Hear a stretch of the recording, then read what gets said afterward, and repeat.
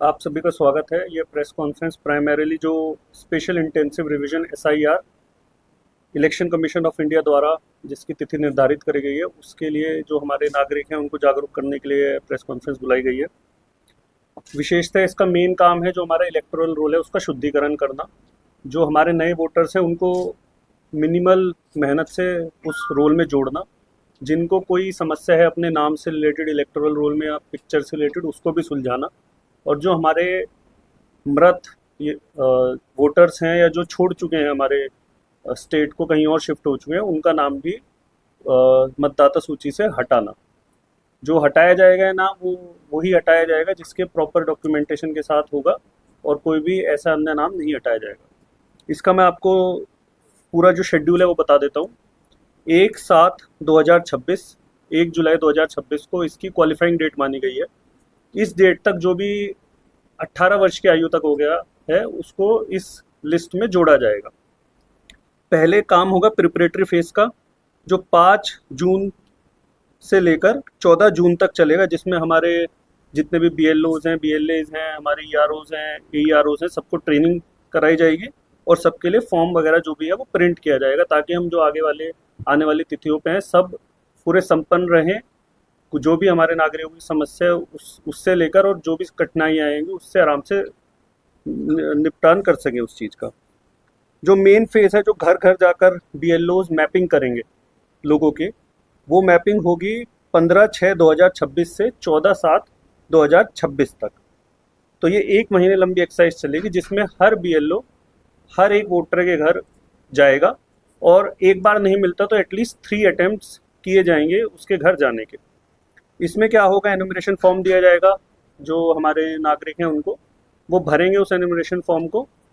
Already जो हमारे 80% मतदाता हैं वो मैप हो चुके हैं 2002 की सूची से, या उनके जो बेटे बेटियां हैं वो सब मैप हो चुके हैं। तो 80% लोगों को खाली फॉर्म भरना है और उनका कार्य वहाँ पर समाप्त हो जाता है। जो 20% लोग मैप नहीं हुए हैं उनको कुछ अन्य दस्तावेज देने पड़ेंगे, जैसे कि इसमें 3 तिथियां निर्धारित की गई हैं। 1/7/1987 से पूर्व जिसका जन्म है उसको एक दस्तावेज देना पड़ेगा स्वयं अपना। ये 12 दस्तावेजों की एक लिस्ट है जो मैं आपको प्रोवाइड करा दूंगा। उन 12 दस्तावेज जैसे पासपोर्ट हो गया, मैट्रिक या शैक्षिक प्रमाण पत्र हो गया, ऐसे 12 डॉक्यूमेंट्स हैं। जिसका जन्म 1/7/1987 से 2/12/2004 तक हुआ है उनको अपना दस्तावेज तो देना ही पड़ेगा। एक इनमें से अपने माता या पिता में से किसी एक का दस्तावेज देना पड़ेगा उन लोगों को। जो 2/12/2004 से जिनका जन्म हुआ है उनको अपना दस्तावेज भी देना पड़ेगा और माता पिता दोनों का दस्तावेज इसमें देना पड़ेगा। इसके बाद जब घर हमारे वोटर्स जाएंगे, इसमें एक सुविधा और प्रोवाइड की गई जो हमारे यंग वोटर्स हैं जो अभी तक रोल में नहीं जुड़े, तो उनको फॉर्म 6 भी दिया जाएगा बीएलओस को। तो वो तभी की तभी फॉर्म 6 भर भी सकते हैं और नए वोटर लिस्ट में जुड़ सकते हैं।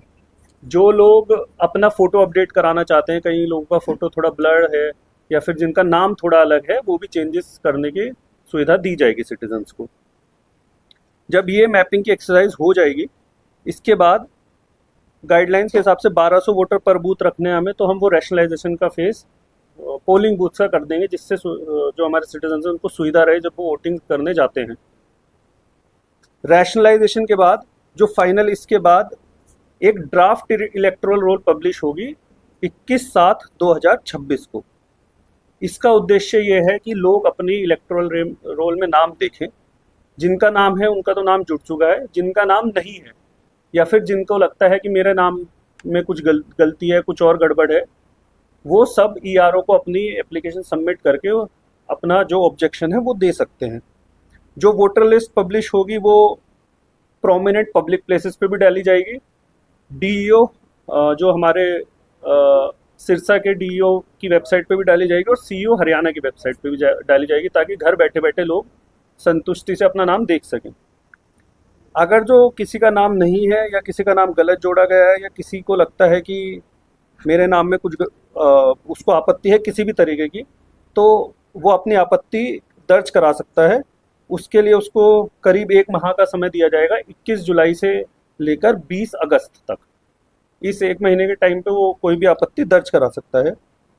इसके बाद जैसे वो आपत्ति दर्ज कराता रहेगा तो 21/7 से लेकर 18/9 तक EROs हैं जो उनको नोटिस देंगे, जिसमें उनसे जो दस्तावेज वो सबमिट करना चाहते हैं अपनी जो उन्होंने दावा किया है उसके एवज में, वो दस्तावेज लेके उसको पर्सनल हियरिंग का मौका दिया जाएगा, डॉक्यूमेंट सबमिट किए जाएंगे और उसको एक हियरिंग देकर डिसीजन लिया जाएगा ERO के द्वारा। कई बार ये हो सकता है कि सिटीजन ERO के डिसीजन से सेटिस्फाइड नहीं है, तो उनका मौका मिलेगा डिस्ट्रिक्ट इलेक्टोरल ऑफिसर के ऑफिस में उसके लिए अपील डालने। इन केस, हालांकि बहुत कम केसेस में होगा, इन केस वो उससे भी संतुष्ट नहीं है तो DEO के निर्णय के खिलाफ भी CEO हरियाणा के पास वो अपना दावा दे सकता है दोबारा अपील के लिए।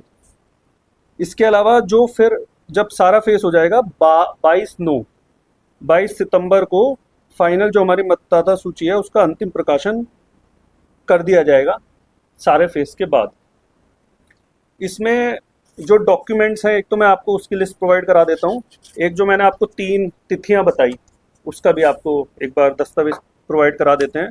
इसमें एक मुख्य बात यह है कि जो हमारी पॉलिटिकल पार्टी है उनके साथ मीटिंग ऑलरेडी हो चुकी है, ये डिस्ट्रिक्ट लेवल पे हो चुकी है, हमारे जो विधानसभा लेवल पे है सभी EROs सभी बूथ अपनी पॉलिटिकल पार्टीज को बुलाएंगे और जो उन्हें BLA 2 बूथ लेवल एजेंट 2 हर बूथ पे उन्हें नॉमिनेट करने हैं, उनको भी प्रोत्साहन दिया जाएगा और उनसे ऑलरेडी निवेदन किया जा चुका है जिसमें सभी पॉलिटिकल पार्टीज ने हमें आश्वासन भी दिया है कि इस प्रक्रिया में वो भी हमारा साथ देंगे ताकि अंतिम मतदाता कोई भी मतदाता लिस्ट से ना छूट पाए। इसके अलावा मेरा आपसे भी निवेदन है कि आप भी हमारा जो शेड्यूल है वो सारी आम जनता को पहुंचाएं और सबको जागरूक रखें इसके बारे में कि कैसे जोड़ा जाएगा और क्या अपील के प्रावधान हैं लोगों के पास। जब ये शुरू हुआ था सर, जब से लेकर अब तक क्या रिस्पॉन्स है? सिरसा में अभी घर घर जाना तो अभी नहीं शुरू हुआ है, पर हमने ऑलरेडी मैपिंग की है तो वो 80% मैपिंग है, तो वो सिग्निफिकेंट अमाउंट है जो मैपिंग हुई है और आगे भी हमें उम्मीद है कि लोग पूरा हमारा समर्थन करेंगे इससे रिलेटेड, क्योंकि इससे पूरी त्रुटि सारी दूर हो जाएगी। सर हाँ ठीक। तो आप कह रहे हैं कि 2004 के बाद का जन्म वो खुद की आईडी माता पिता की, तो माता पिता की आईडी का वोटर कार्ड होगा या कुछ भी? वो 12 दस्तावेज हैं जो वो ही, उनमें से मैं आपको लिस्ट प्रोवाइड करा दूंगा। अगर मान लो कोई पंजाब से बंदा यहाँ 2010 में आके रहा, वहाँ से वोट कटवा दिया, उसके यहाँ वोट गया, उनको भी 2000 कहते हैं कि 2002 की या कोई वोटर लिस्ट है उसमें नाम होना चाहिए, सब कुछ है। दोबारा से बताइए एक बार। जैसे मान लो पंजाब से कोई बंदा यहाँ आके रहा 2010 के बाद और वहाँ से वोट कटवा के यहाँ वोट बन गया 2010 के बाद, तो कोई कहते हैं कि जैसे 2002 की वोटर लिस्ट है उसमें नाम होना चाहिए, ऐसा कुछ है? कहीं भी हो सकता है, मतलब वहाँ की हम जब वेरीफाई करते हैं तो वो देखते हैं वो कहीं भी लिस्ट में एग्जिस्ट करता हो, मतलब वहाँ की वो प्रोवाइड करवा सकते जी हैं। जी। और SIR के चलते विभिन्न पॉलिटिकल पार्टियां आरोप लगाती हैं, जैसे बंगाल में हुआ, उससे पहले बिहार में हुआ कि जानबूझकर जो है वोट काटे जा रहे हैं, या पश्चिमी बंगाल में भी आपने देखा कि पॉलिटिकल पार्टियों ने आरोप लगाया इस तरह का। तो हरियाणा में ऐसा नहीं होगा, इसको लेकर के भी आश्वस्त करते हैं आपकी? हमारा सब पॉलिटिकल पार्टीज हमारे साथ ऑलरेडी मीटिंग कर चुके हैं, जो भी ECI की गाइडलाइंस हैं सबको पूर्ण मौका दिया जाएगा, अंतिम व्यक्ति जो भी एलिजिबल है सबको वोटर लिस्ट में जोड़ा जाएगा। ठीक है, थैंक यू।